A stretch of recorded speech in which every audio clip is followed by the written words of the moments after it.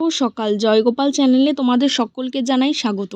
আজ কিন্তু আমি চলে গেছি জন্মাষ্টমীর জন্য কেনাকাটা করতে। কোথায় গেছি আর কি কি কিনলাম সবটাই আজকের ভিডিওতে তোমাদের সাথে আমি শেয়ার করব।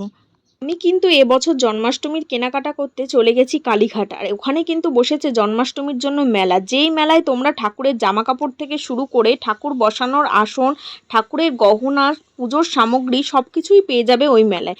জামা কাপড়ের দাম কিন্তু বলতে গেলে আমার একটু বেশিই লেগেছিল, তবে তোমাদের একটুখানি দরদাম করে কেনাকাটা করতে হবে। আমার তো কেনাকাটা করা কমপ্লিট। বাড়ি গিয়ে আমি তোমাদের সাথে শেয়ার করছি আমি কি কি কিনলাম। চলো তোমাদের একটু মেলাটা ঘুরিয়ে দেখাই।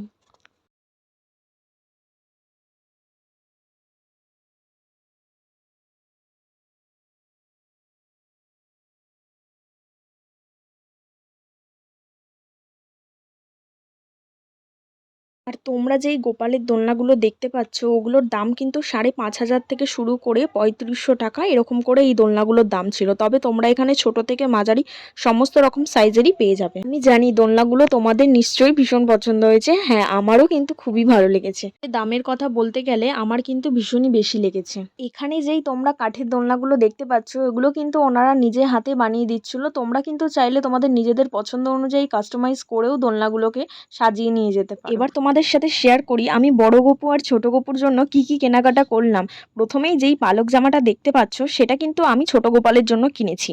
আমার বহুদিনের ইচ্ছা ছিল গোপালকে পালকের জামা পরাবো, ফাইনালি কিন্তু এবছর আমি কিনেই ফেললাম। আর এর সাথে ম্যাচিং করেই কিন্তু আমি গলার হার কিনে নিয়েছি, হাতের চুড়ি সব কিছুই কিন্তু জামার সাথে ম্যাচিং করেই কেনা। আর এই প্রথমবার আমি ছোট গপু আর বড় গপুর জন্য একই কালারের জামা কিনতে পারলাম, কারণ খুব একটা পাওয়া যায় না একই রকমের। যেহেতু বড় গোপাল আমার পাথরের মূর্তির, তাই ঘাগরা ছাড়া অন্য কিছু কিন্তু পরানো সম্ভব হয় না। যাই হোক, জামার সাথে ম্যাচিং করে বড় গোপালের জন্য কিন্তু আমি এই অরেঞ্জ কালারের হারটা নিয়ে নিয়েছি।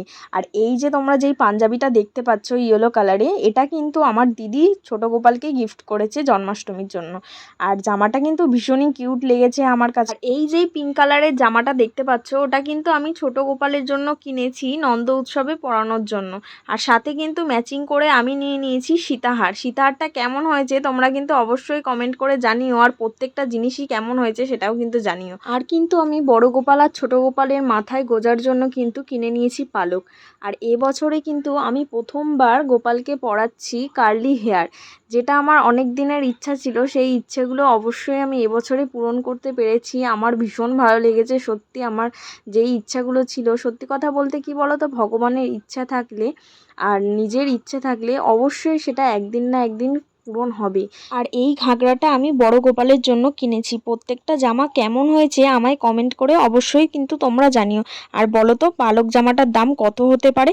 যারা যারা বলতে পারবে আমি কিন্তু তাদের নাম নেক্সট ভিডিওতে আমি নেব। তোমরা যে এত এত লজেন্স বিস্কুট দেখতে পাচ্ছ তোমরা হয়তো ভাবছো যে এটা কিসের জন্য।